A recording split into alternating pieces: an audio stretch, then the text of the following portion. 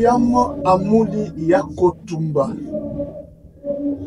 Mon général, tous mes respects. Tous mes respects, mon général. Un Congolais exceptionnel. Un Congolais exceptionnel. William Amouli Yakotumba. C'est vers les années 1970 qu'il est né. À Boulonja, je crois. Boulonja. Dans le territoire de Fizi. C'est là qu'il a vu le jour. Quand il va décrocher son diplôme d'État, il va aller à l'université de Lubumbashi où il va commencer à étudier l'histoire. Et puis, vers les années 1996, il va quitter, il va abandonner l'université. Il va rentrer, vous savez, ces années-là, c'est ces années-là qui avait, la guerre avait commencé. Vers les années 1996, il rentre à Fizi, où il va entrer dans des groupes armés.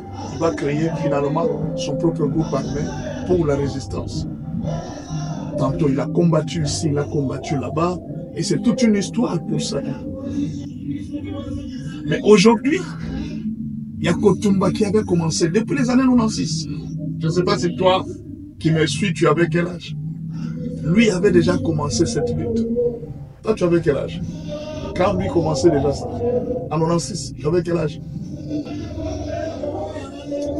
Alors, il entre, commence à créer, il a créé finalement son propre mouvement pour la résistance contre ce genre qui combattent les pays qui avaient les ambitions de saisir les territoires congolais. Yakotumba va briller, il va briller jusqu'à ce que, dernièrement, le M23 a ressurgi. C'est alors qu'il y a Yakotumba, pendant que les FARDC ont fui les guerres, l'homme s'est mis debout pour défendre les Sud Kivu, et particulièrement la ville d'Uvira. Yakotumba a infligé plusieurs échecs aux soldats rwandais. Il les a tués surtout dans la forêt de Minembwe. Il a tué un grand nombre. C'est toute une histoire que ce monsieur a fait. Il a fait toute une histoire, le général Yakotumba. Mes respects, mon général. Toute une histoire. Il a infligé une perte énorme.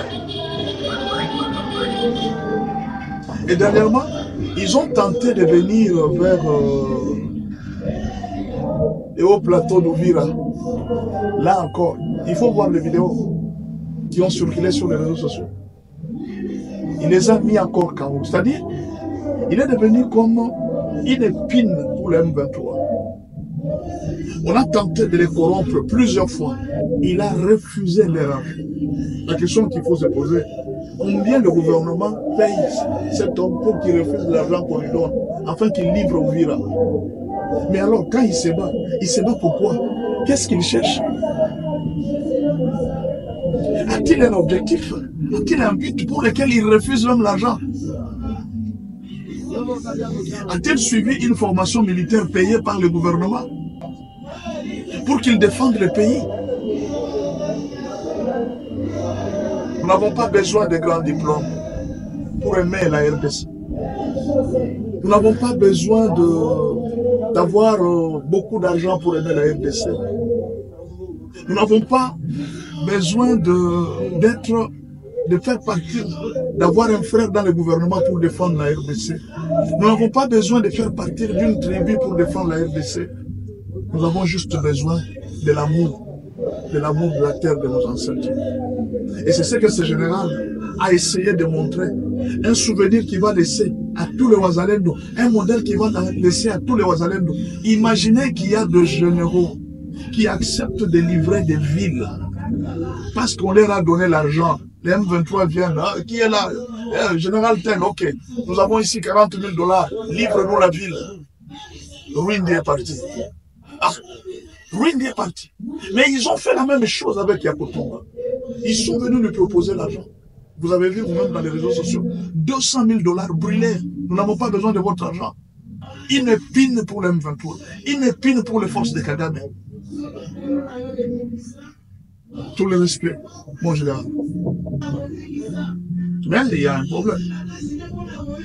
L'ONU trouve que Yakotumba,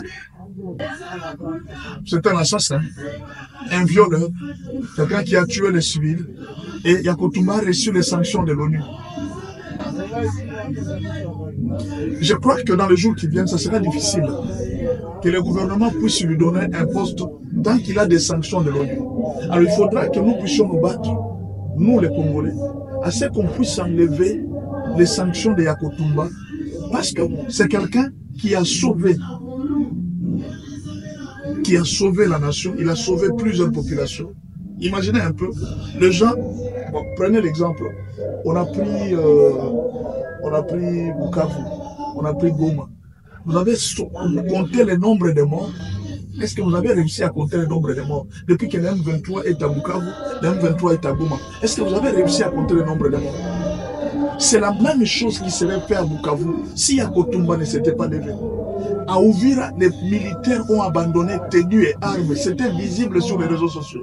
Tenue et armes. Lui et son groupe de Wazalendo ont dit ils peuvent tout faire, mais fils dit non. Mais alors, ils ont lancé, ils ont fait une organisation terrible et ils ont réussi. Et quelques temps après, on a vu les FARDC revenir. Ils ont commencé à travailler ensemble. Un courage exceptionnel, mon général. La patrie nous sera reconnaissante. Certes, nous n'avons rien à vous donner. Qu'est-ce que nous pouvons vous donner? Mais on peut peut-être parler de vous. Ça sera peut-être un souvenir. C'est ce que les gens comme Nanga devraient faire. Vous qui avez eu des diplômes, vous avez eu de l'argent de l'État.